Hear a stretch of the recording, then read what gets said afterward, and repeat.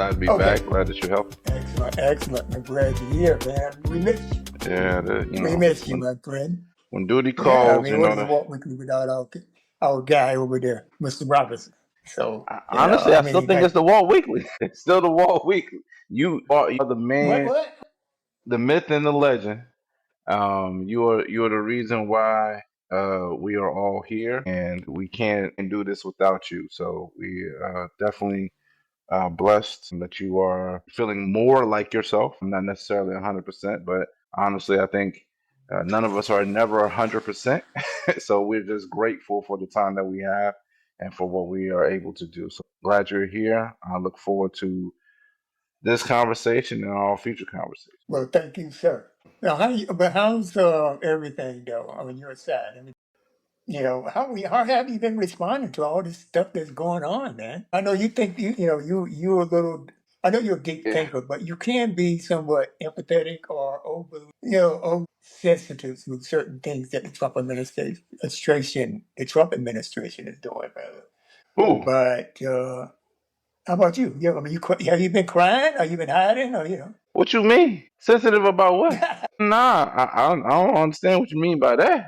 I've never been uh empathetic towards what's occurring now, especially now, and not even the first time.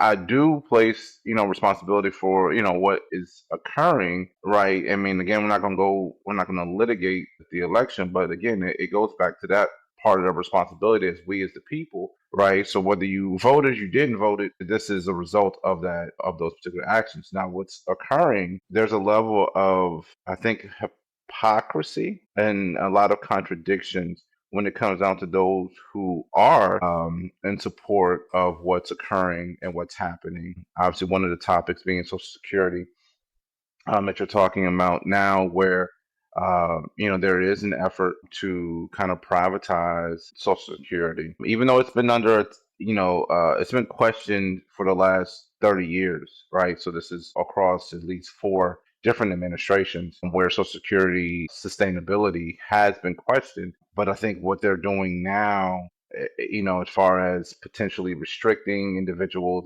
it's saying that it's okay if they miss a check or two. It's just there's a lack of sensitivity, there's a lack of empathy, and there's a lack of understanding as it pertains to the American citizens who have paid into this insurance basically, and for it to be threatened in this manner, I think it's just kind of malicious. But did you hear? What was the Treasury Secretary Howard Lutnick? Hmm. Did I pronounce that correctly? Yeah, I'll Lutnick. Yeah, Howard Lutnick. look at it. Yeah. I didn't know he worked with Cantor Fitzgerald. He was CEO at Cantor Fitzgerald. I didn't know that. So Because I worked for Cantor Fitzgerald after they had a big office in the Trade Center. So when they knocked mhm. that down, a lot of people from there were PO'd. I don't know if he came in subsequent to that or he was there prior to that. So I'm going back to 2001 now, where a lot of people may not even realize. But I did work for Cantor Fitzgerald. I was in charge of their foreign exchange back office for a while. So Howard Lutnick, the way he spoke, and we're going to play this for y'all guys to hear, about how his 92-year-old mother-in-law can miss a check Missed check. and not even complain. Only complain if she missed the second month's check. Now, how many people do you know can afford? I know I can't afford to miss my check. My Social Security check. I need my check. I need it. Mhm. All right. So when you listen to this clip that I got, that I'm gonna play for the audience, it's a daggone shame, man. We're gonna comment on the other side. All right. All right. So listen to this. Watch this. Let's say Social Security didn't send out their checks this month. My mother-in-law, who's 94, she wouldn't call and complain. She just wouldn't. She'd think something got messed up and she'll get it next month. Yeah. A fraudster always makes the loudest noise, screaming, yelling, and complaining. Okay. Now, how realistic is that? How realistic? How unrealistic? This man is totally out of touch. Yeah. And then on top of that, I'm gonna let you go, Ernest. I know you biting at the bit to get in here. But I just want to just say, because I'm kind of ticked, because I'm a Social Security recipient. So, it's direct impact on me. But go ahead, Ernest, to your point. Go ahead. Yeah, so I mean, so he's a billionaire, right? And has been around money for for decades. And again, the part again of where it's insensitive, it is your words out of touch. And where I was sitting there saying is I think as far as the not understanding that again, a lot of Americans, whether you make five figures or even six figures. And unfortunately, for some who are in a fortunate situation to make seven figures, a lot of people are living paycheck to paycheck, right? And so there is no wiggle room to being able to miss whatever amount of income that you're having. And most people who are on Social Security, and that's whether they're on Social Security disability, whether they're on Social Security insurance, SSI, or receiving whatever stipend, that's a fixed income. And fixed just meaning that there is no ability to being able to raise that amount outside of a cost of living adjustment that may occur once a year, once every couple of years, whatever case may be. Right, in January, yeah. Right. Yeah. So outside of that, there is no. So and the other part that's also out of touch with it, especially the lack of tone or understanding of what's happening in society, is that we're talking about, we have an incredible amount of inflation. Well, that inflation was never adjusted within those who are receiving either a retirement, pension, and or Social Security. So therefore, there's no additional amount on COLA. They call it COLA. Cost of yeah, living cost of living. adjustment that we get Yeah, every yeah, year. yeah, every year. But again, it doesn't necessarily stay the same rate as inflation. And if costs are going up, right? So if it's February, right, or right now it's April, right? So eggs going up, gas going up. Matter of fact, insurance for if you're a homeowner has gone up. Homeowners. There's different all types of fees and things that are happening, and with these tariffs that we'll get into a little bit later, when the American people are feeling these particular costs today, they can't wait 8 more months before the particular cost of living adjustment may occur. And in most situations, the cost of living adjustment won't exceed 5% in many cases. It's not like it's going to be like a 10% or 15% to being able to match. Right. It'll never be that. So therefore, you have individuals who will be paying additional costs, fees, whatever have you, for the duration of this particular month. They'll always be short, and they'll never be able to live comfortably, which was something that 50 years ago, which is what everyone was told that you would be able to do. You graduate high school, you get a good job, you retire, and you can live on the rest of your days. Whereas now, and which has been something that's actually happened over the last 15 years or so, especially as it pertains to inflation, or actually more 20 years or so, where individuals who had reached retirement age had to return back to work. And then many today, within the last 5 years or so, have had to stay because of the different adjustments. So instead of retiring at 60 or 62, which you could do 40 years ago, right, comfortably, a lot of people are staying on to 67 or until 70, so that way they can get the higher amounts for their Social Security to try and stay in their living, make some savings, and being able to reach a number that's comfortable enough for them to be able to live out the rest of their day. Well, I got to say that, they have, besides trying to reorganize and then cutting everybody at the Social Security Department, and they're telling you, okay, if you don't get a check, you got to call in. But most of your customer service reps at the IRS or at the Social Security office are gone. They laid off a significant part of those people, amount of those people. So if you missed your check and you got to call Social Security, you can forget about it. I called them a couple of weeks ago, and I had to leave a message, and they called me back the next day. It's not something that you can just, call them up, because they're cutting back on that. On top of that, you cannot, if you're on Social Security and you have, let's say you have an investment account, you got a nest egg account, which you throw into investments, whether it be equity or fixed income, right? So they're killing you because they're talking down the market. They do all these tariffs, all these, and it's killing people on Social Security because they don't know where to turn. They don't know, they have no sense of direction. Okay. So they're killing their investment. So let's say you had $100,000 in an investment account in January. Okay. Even though they say, people that own equities are, the affluent people. That's bullshit. Excuse my expression. We're talking 401ks. All right, that are directed towards the market and money market, equities and fixed income. All right. So if the market is dropping, okay, you can't spend as much, and then they're messing with your Social Security. As a senior citizen, and I'm quite sure that I speak for a lot of the senior citizens out there, that you got your Social Security and you got a small nest egg investment that you have managed by investment fund. So you got those type of things. But people act like only people that are rich or affluent are in the equities market, not the mom and pop people are in Appalachia or whatever. And I'm gonna get back to Appalachia because that's where Vance come from. They talk as if nobody can go without their Social Security or this and that. They want to cut it out and all that kind of stuff. And then they're messing with the markets with these tariffs. So the senior citizens in this country are getting hit from both sides. Okay, they can hit from two sides, and I mean, I just pray for those people. I know that if I don't check, I'm gonna have a problem because first thing I'm gonna think is, some scammer stole my check. Somebody went about, everybody got direct deposit, but some scammer misappropriated my money. So what am I supposed to sit back and wait another month so they can get away? How stupid is this guy Lutnick? It's not. So here's the thing. It's not right. It says I'm about to say it's not. It's not stupidity because none of them are dumb.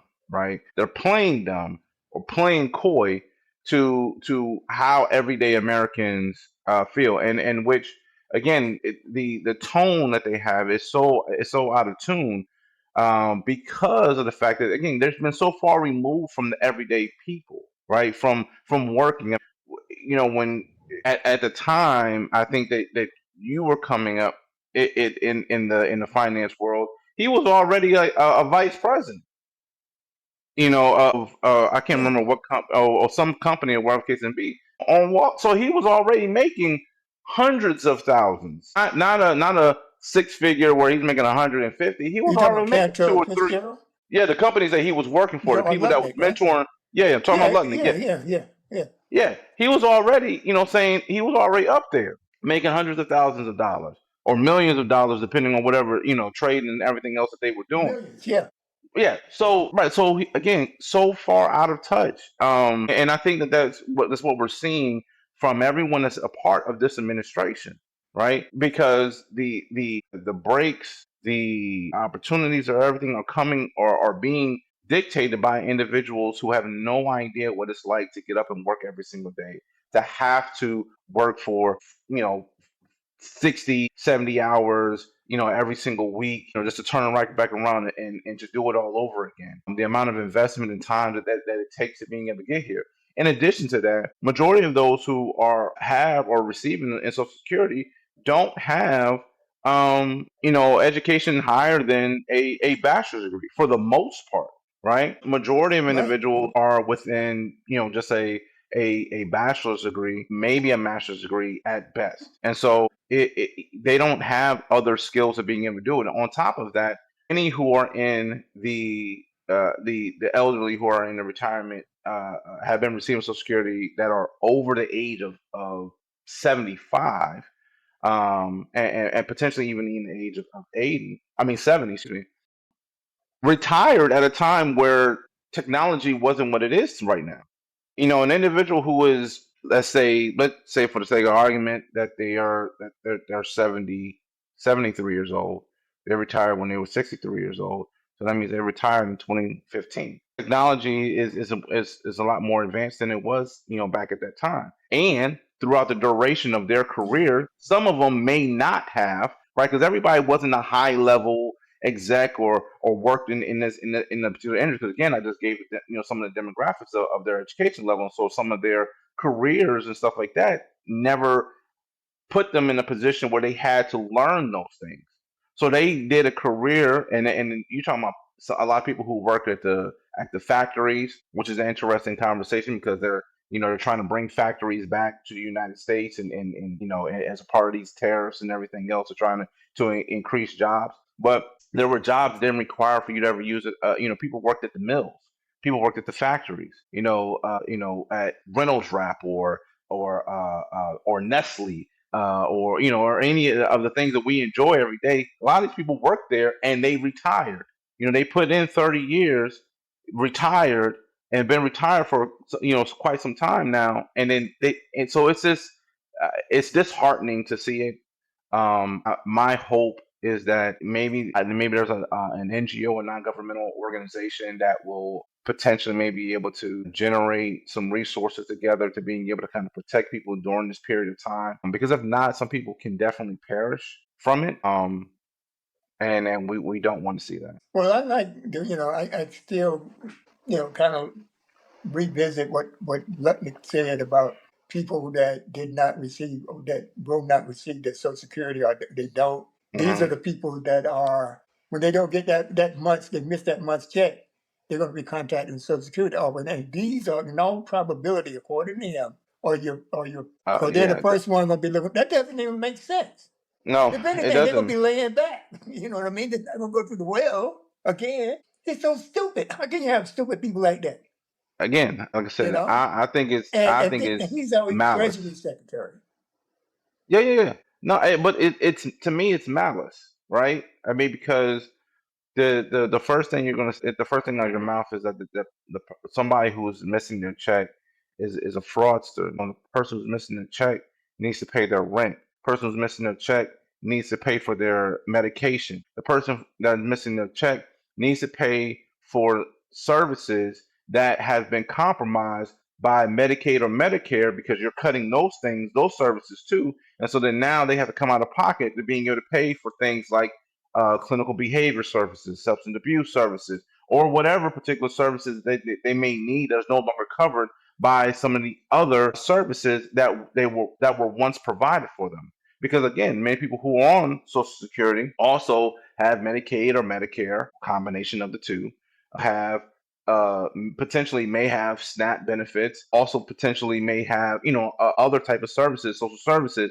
that they also are receiving that they now have to come out of pocket. And so therefore, the individual who is getting whatever particular amount they're going to getting, whether it's $1,700, whether it's a little bit over $2,000, or whether it's $775 for Social Security disability, or whatever the particular amount may be as right now, they need that in order for them to being able to live and function on a day-to-day basis. And so any day, 1 hour is too long for somebody, especially for those who paid into it.